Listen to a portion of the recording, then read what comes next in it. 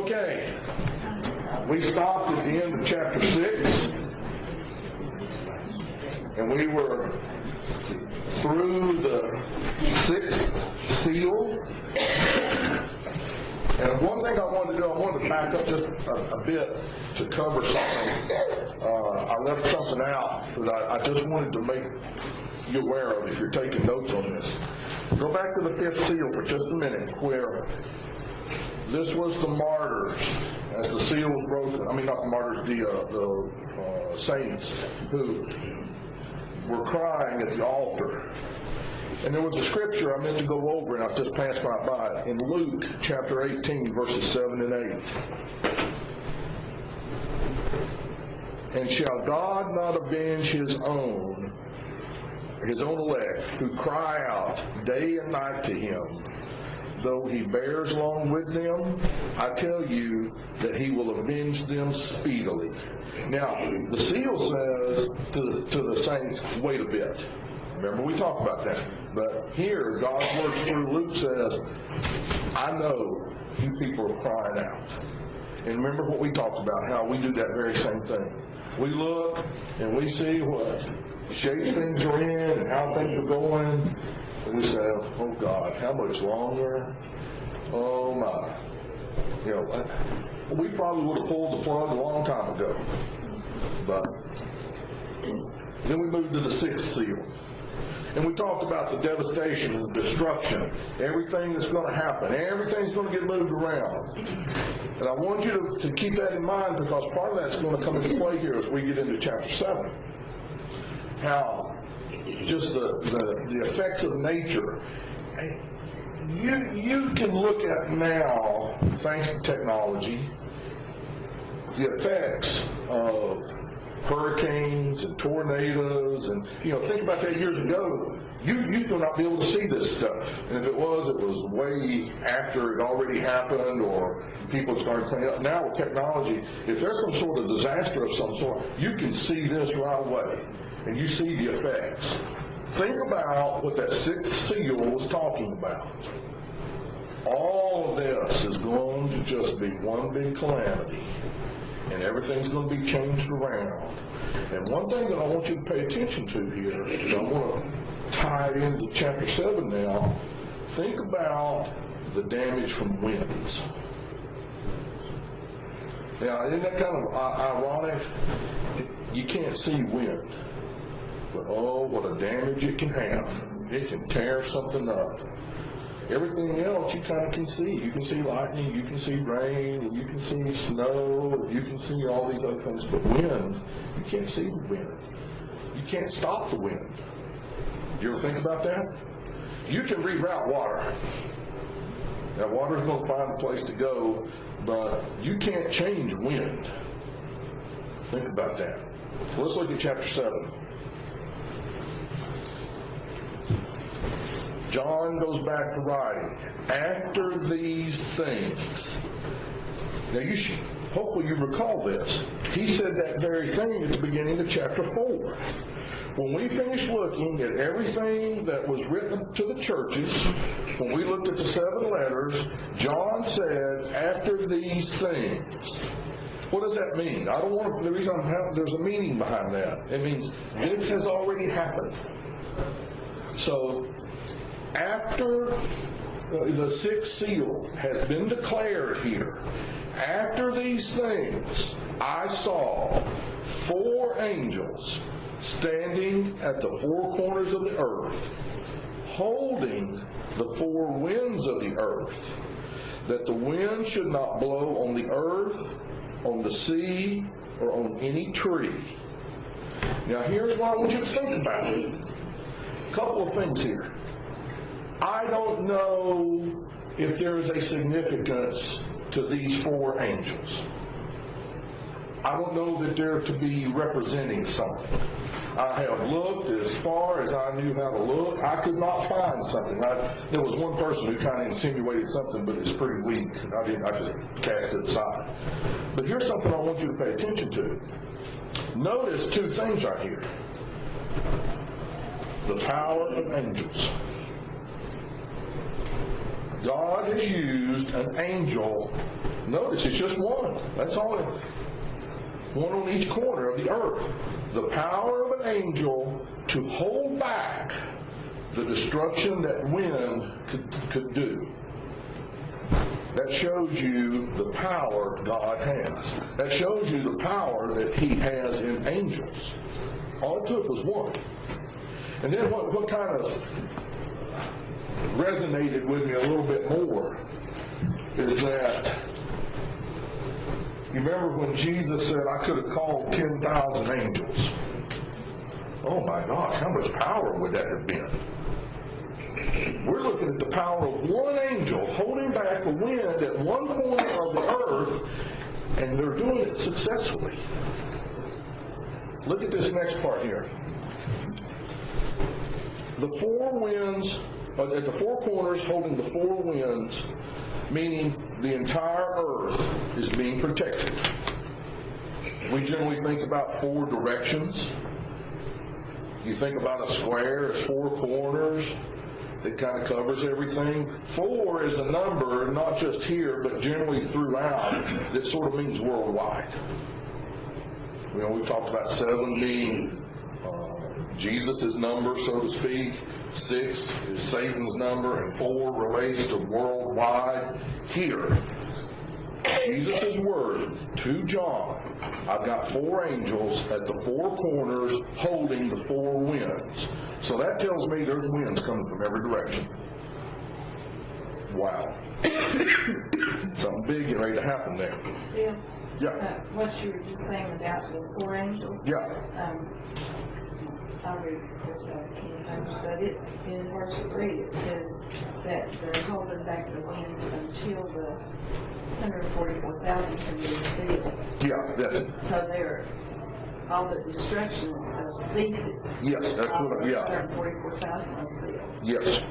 Yeah, I'm getting to that in just a minute here. Then I saw another angel ascending from the east, having the seal of the living God.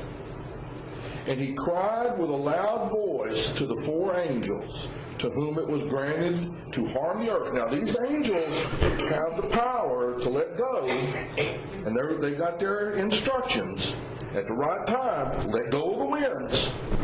And he's saying, they cried a loud voice to the 4 angels, to whom it was granted to harm the earth and the sea, saying, do not harm the earth, the sea, or the trees, till we have sealed the servants of our God on their foreheads. So this is sort of a, if you will, a little bit, I saw one person kind of describe it as a parenthesis between the 6th seal and the 7th seal, what we're talking about right now. There's a little bit that's got to take place here before the 7th seal gets broken. And what the point is right there in that 3rd verse, as Karen was mentioning. We've got to define and seal, or kind of identify, mark, because we're going to talk about the mark here in a minute with that, the 144,000. You say, well, what's the 144,000? Well, let's talk about that just before we get into the definition there, so that you recall. Remember back when we talked about the entire beginning, when I gave you kind of the synopsis one day when we started this, of the whole book of Revelation.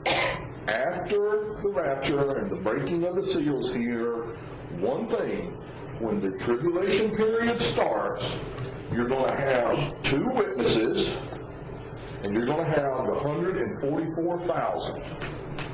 The 144,000, as we're going to talk here in a few minutes, are defined by being out of the Jewish lineage. They're out of the children of God.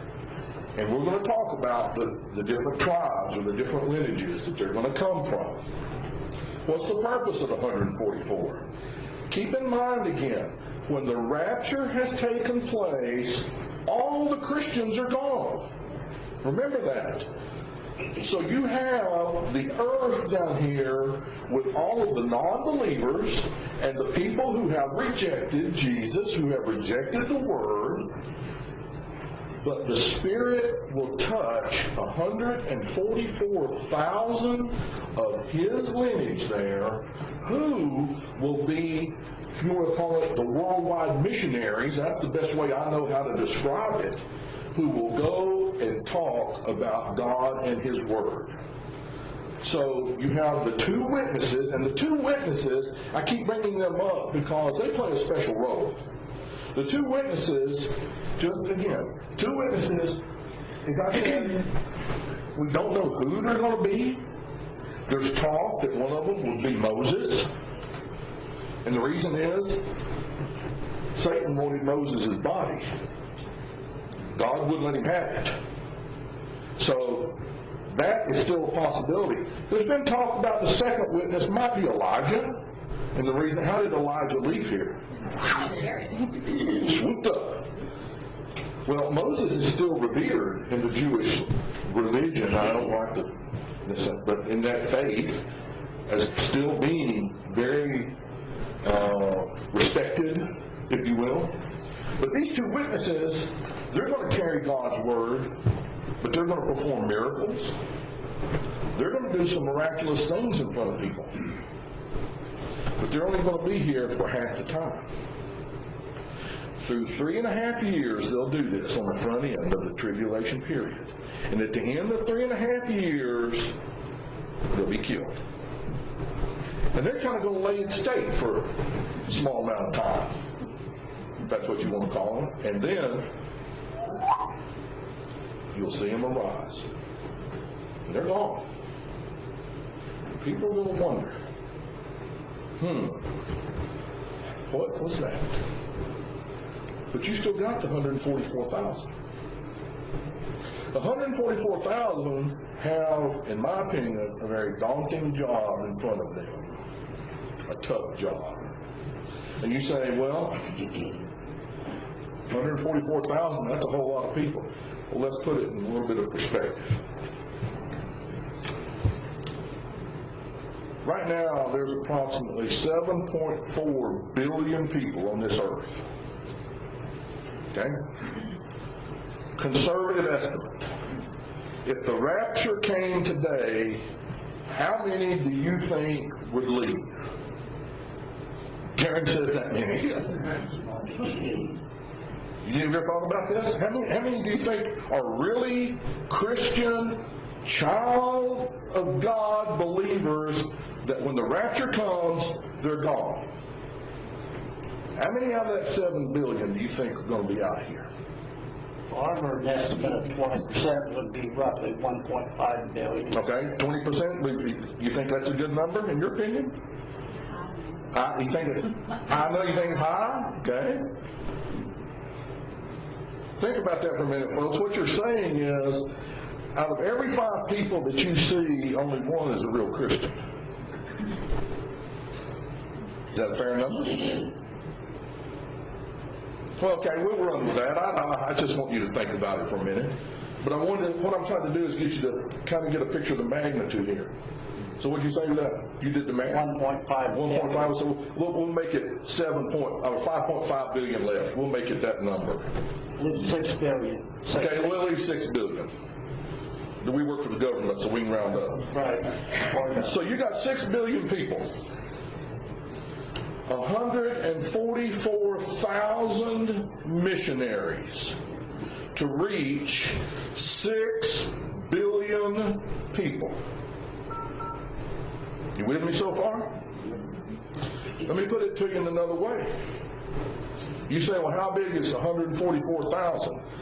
Probably as big as the metro city of Knoxville. Knoxville's about 150,000 metro. You know what I mean, metro, kind of surrounding area, you know. By the time you capture everybody, 150,000. Think of the city of Knoxville missioning to the whole world. We can't take the city of Knoxville and do missionary work in the state of Tennessee right now. Think how effective that would be. You'd be spread so thin. We're talking about covering the whole world. So you get the picture here? I think Sarge said Wednesday night. Somebody else that's in there.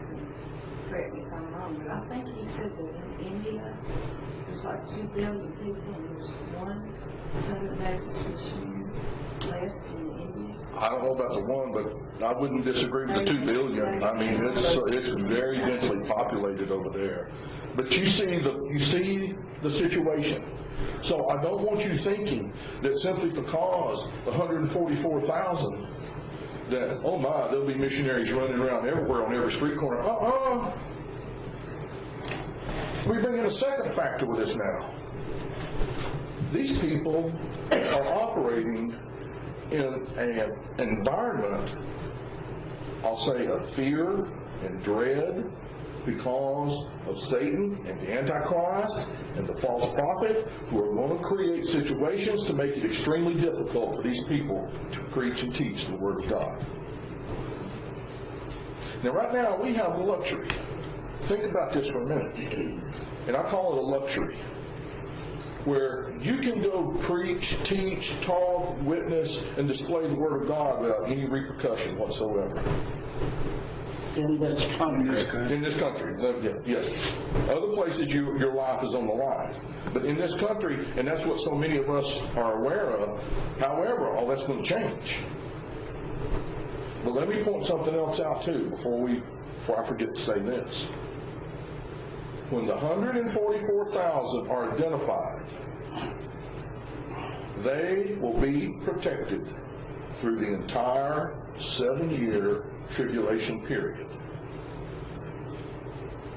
They will not be dead. They cannot be killed. And you say, how do you know that? I'll prove it in Scripture. Go ahead and flip over to Revelation 14.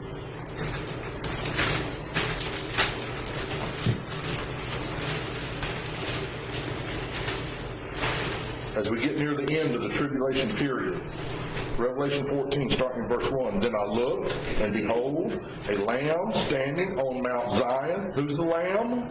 Jesus. And with him 144,000, having his Father's name written on their foreheads. Now, as rough as it's going to be, and as many trials and tribulations as these people are going to run into, they'll survive the whole tribulation period. Now, I say that for this reason. And I want you to get a handle on this, because I'm going to tell you of an experience I had with somebody one time talking about this very thing. You're going to hear people misunderstand and misrepresent the Word of God here. And I had somebody one time try to tell me, are you sure you're going to heaven? So I'm going to ask you that question today. Yes. If you die today, do you know you're going to heaven? Yes. This person tried to tell me, did you know there's only 144,000 in heaven? And I said, where did you get that? And they said, look at Revelation 7. It says right there, in verse 7, I said, what does verse 8 say?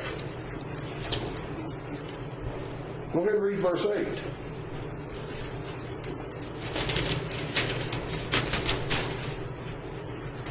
There is more than I can count. Verse 8 where? 7. I'm sorry, verse 9. Chapter 7, verse 9. After these things I looked, and behold, a great multitude, which no one could number, of all nations, tribes, peoples, tongues, standing before the throne of God and the Lamb. Folks, don't let anybody try to tell you there's a limit on who can go to heaven. Don't let anybody try to tell you there's a set number. There is a number. God knows what that number is. But it's after everybody has been reached and people have made their decision. It's not a fixed number of 144,000. Well, let's go back. We've got the 4 angels holding the winds at the 4 corners. Something else I wanted to, in Daniel chapter 7, remember I told you there's a lot of things connected in this with Daniel chapter 7, 8, and 11 for sure. In Daniel chapter 7, verse 2, Daniel says, in my vision that night, I, Daniel, saw a great storm churning the surface of a great sea, with strong winds blowing from every direction. Now, what did he just say over here in Revelation? What was John's vision? I saw the winds, and the angels are holding them back, and they're coming from every direction. And Daniel said, it's going to happen. And the angels right here have said, or God's word to John through the angels, I'm going to turn them loose as soon as we identify the 144,000. So what Daniel was visioning in his dream is, folks, let's go ahead. Verse 4. And I heard the number of those who were sealed. 144,000 of all the tribes of the children of Israel were sealed. That tells me every one of the 144,000 has to come from that lineage. It is from the children of God out of his chosen people, i.e., a Gentile is not going to be in the 144,000. Can't happen. He says so right here. You've got to be out of Israel. You've got to be out of that lineage. So if a Gentile were to say, I'm part of the 144,000, you'd say, no way. Can't happen.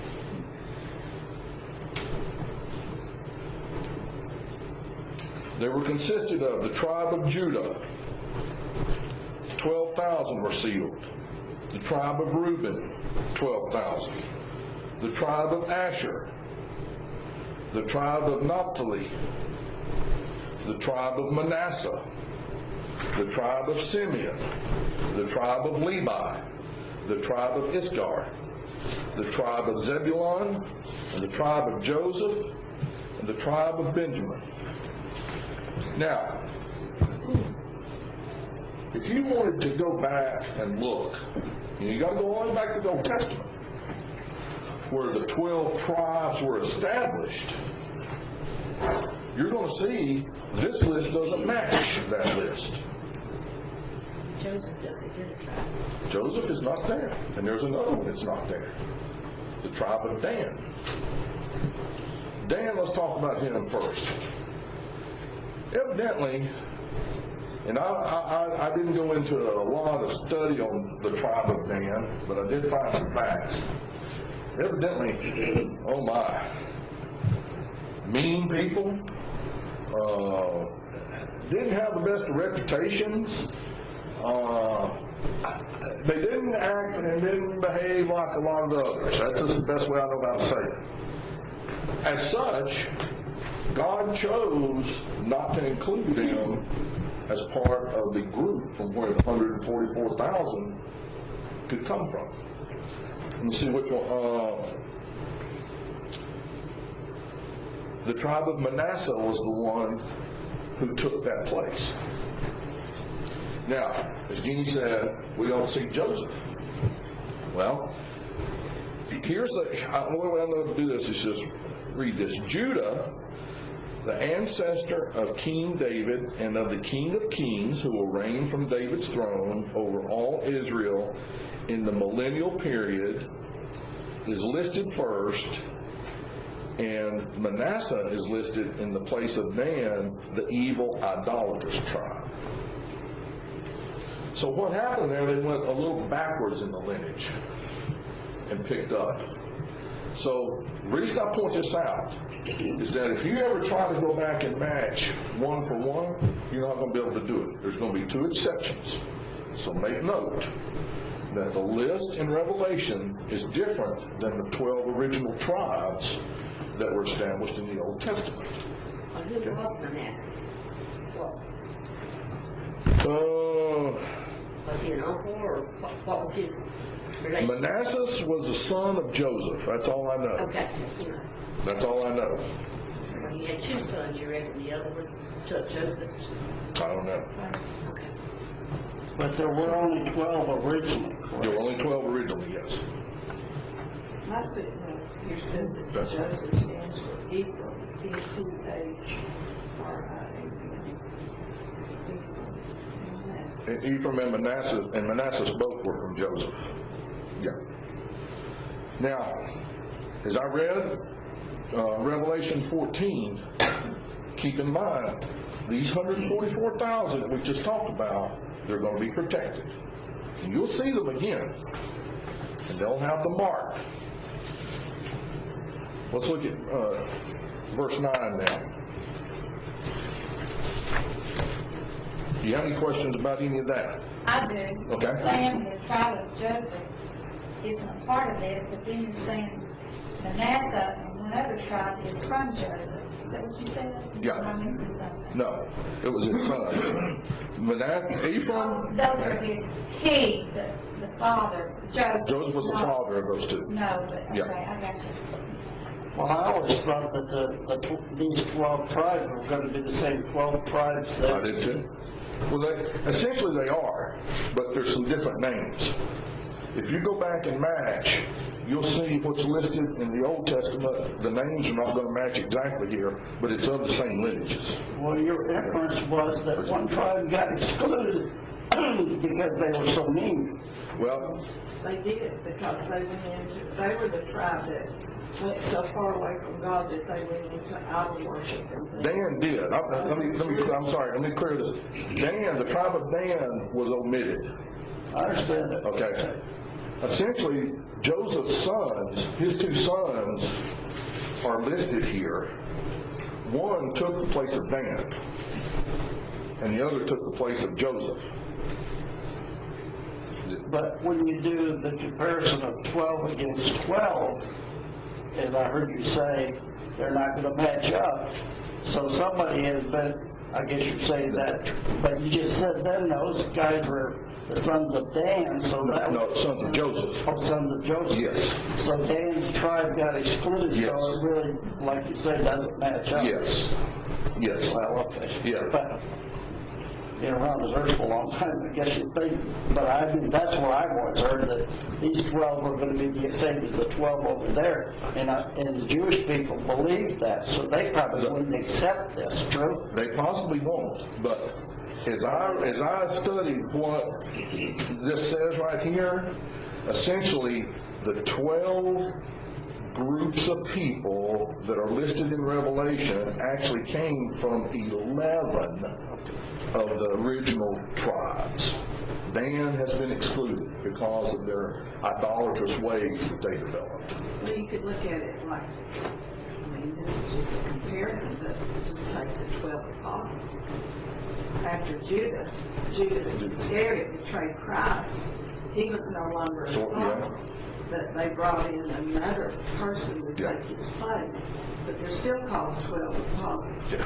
So it's kind of the same thing. Yeah. God can remove whoever he wants to. That's right. Put somebody in their place. So then going down to verse 9. After these things, now you just heard this back in verse 1.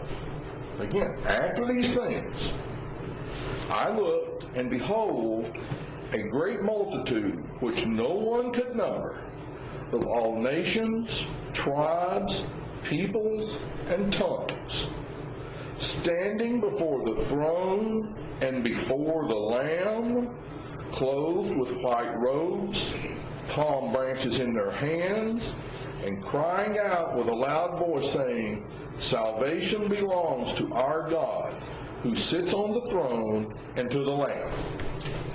Now, tell you, this is what I got out of this. Again, when he starts off verse 9 saying, after these things, the 144,000 have been identified, they have been marked, they go and do what God would have them do, and evidently they're able to go reach a lot of people.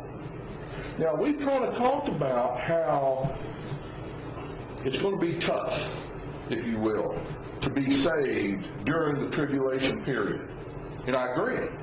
It's not going to be easy. If you think it's tough now, wait till later. Because as we get into talking about what the Antichrist is going to set up, you're going to have to take the mark of the beast to be able to do almost anything. If you choose to do that, you sold yourself out then. You know what I mean by that? You're not going to be able to be saved when you've taken the mark of the beast.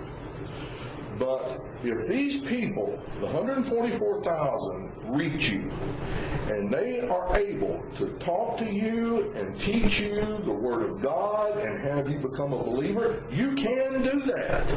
And you will do it by simply trusting Jesus. That's the way it was in the Old Testament. They didn't know they were trusting Jesus, but they were trusting God, because God had not revealed Jesus at that point. Jesus has already come now. The church is gone.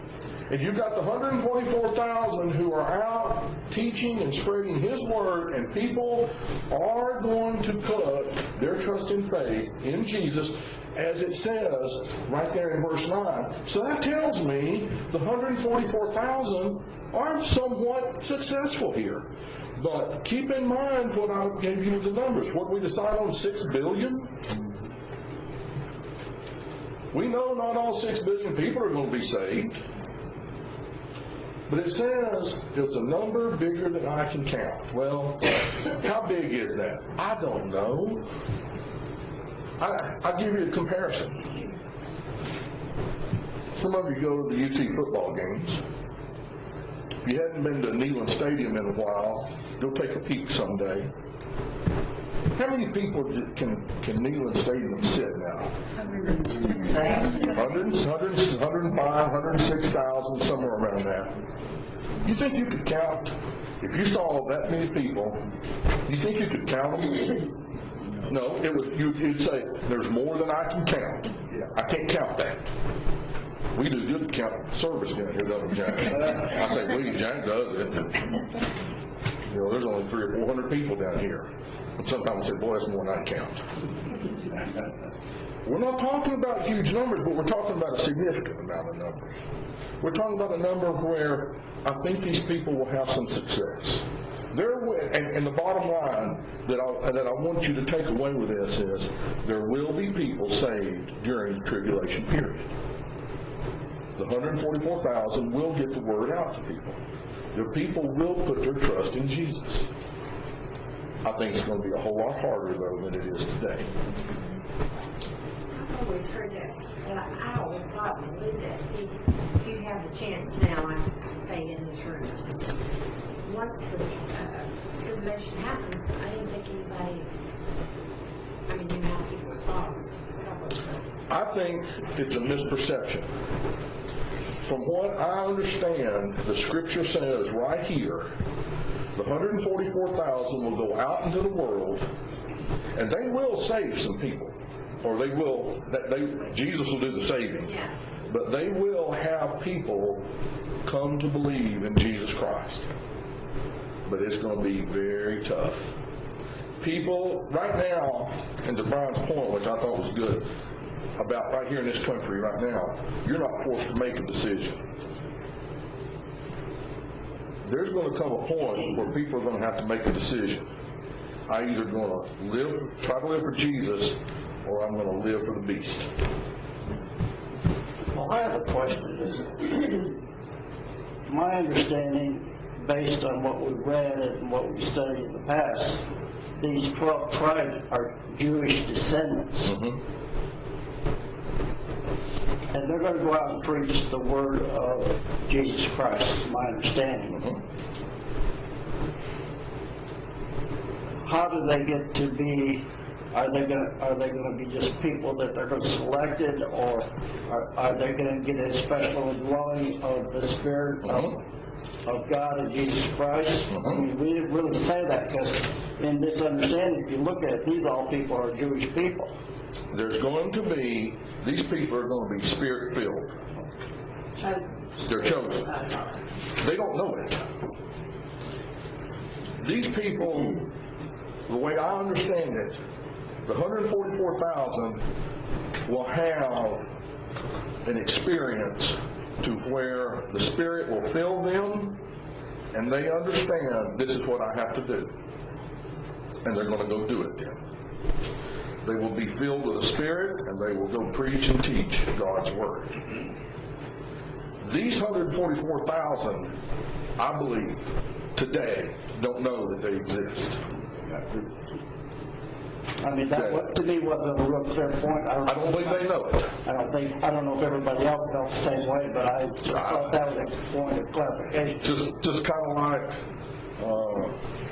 Because we as Americans, this is contradictory to what we kind of think as a country, Yes. as citizens, because we think we're the Christian country, and here these Jewish people are over there, and they're going to come to all the world as Christians by definition of what we say. And they have, all of them have a Jewish lineage. yes, because he is picking his chosen people to spread his word. And yeah, it's different because, again, as we've said before, there are Jewish people today who don't believe Jesus has ever come. That's right. Many. They don't believe it. Well, this 144,000 is going to believe it. The Spirit will indwell in them to do that.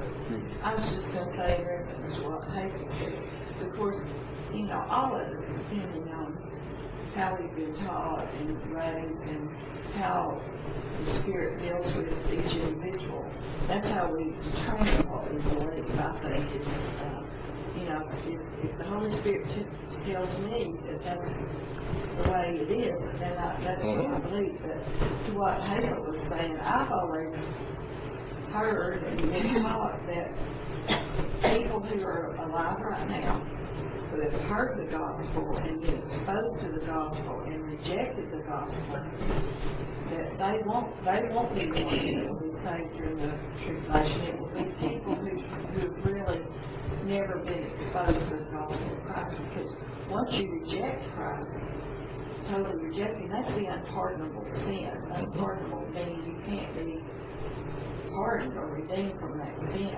So I've always been taught, and you know, there's billions of people in the world that have never heard about Christ. And so I kind of agree with what Hazel says. To me, it says people who have never been exposed to the gospel will be the ones. But I mean, I could be wrong. I'm just saying that's what I've always believed. Because once you reject Christ, it says you can't be saved. Well, I've heard that too, but let me, as I toyed around with this, because I struggled too, I had that sort of same perception that Hazel mentioned, that when you got to this point, if you had not accepted Jesus, there's no chance in the tribulation. But as it goes forward and you hear about the 144,000, then I'm sitting there thinking about this situation. What if you have somebody who they've heard the word of Jesus while on this earth right now, and they do what you were just saying, Karen. They say, absolutely, I reject this. Don't ever bother me with this junk again. I don't want to hear any more about it. Fine. Well, that's your choice. You've rejected him. I don't think you'll get a second chance. But let's go to somebody else. Notice how I looked over here on this side. You go to somebody else, and they've heard the word, but I won't say they rejected it, but they hadn't accepted it, or they're not saying, get this bunk away from me. They're just on the fence, if you will, or maybe think, well, maybe I do need to rethink this or whatever. Does that person get a second chance? Maybe God will give it to him. I don't know. I can see situations both ways. But yeah, there are still a lot of people in this world who have never heard the word for the first time. That may be where this multitude comes from. I don't know. All I know is it's not going to be easy. It's going to be a calamity with everything. Go back to that sixth seal, people. You got a world that's turned upside down. You got a world that's in chaos because of people who have left, even though it's maybe 20%. Who have just up and left this world. People are going to be looking for survival. They're not going to be looking for salvation. Well, So- regardless, even if they get saved after the tribulation, they have to go through that. That's part Oh, of yeah, it's gonna be survival of the fittest at that point. rejection of Christ Yeah. in this life. So, they'll all, Oh, yeah.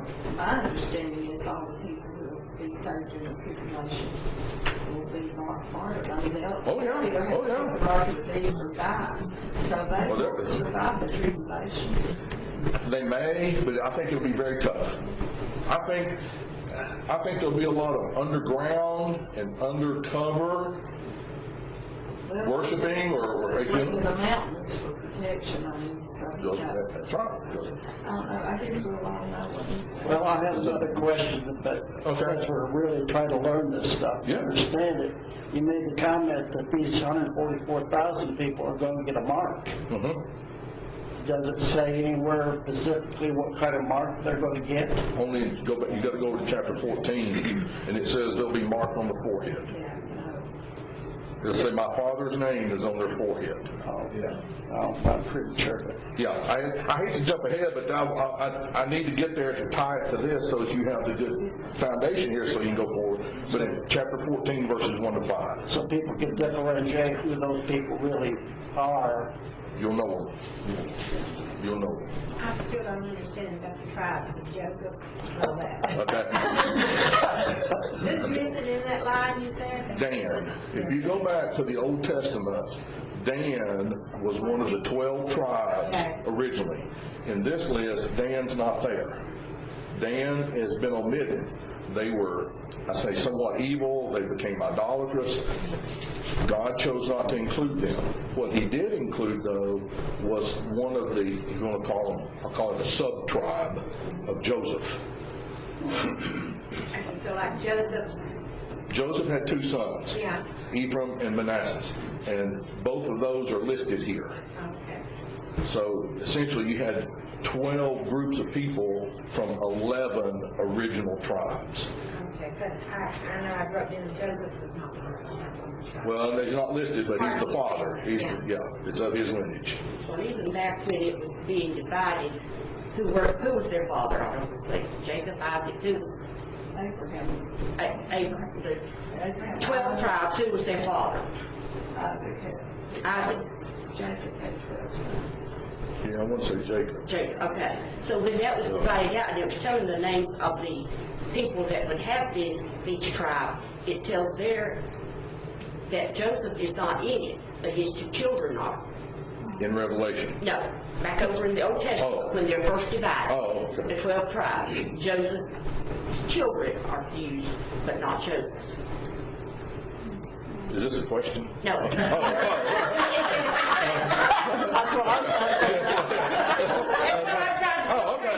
Okay. Joseph has been out of it from the very Oh, okay. Yeah. Okay. The question was today.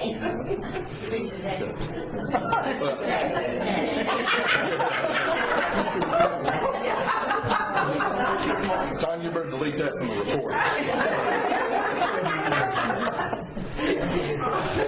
Okay, I'm going to stop there. Good push. You see what we're after, though. Are you clear on the 144,000? Yes. Are you clear on their mission? Okay, I'll start again. I'll pick back up at verse 9 so we can refresh that. I'm still not clear on Joseph. Okay. Talk to Gina.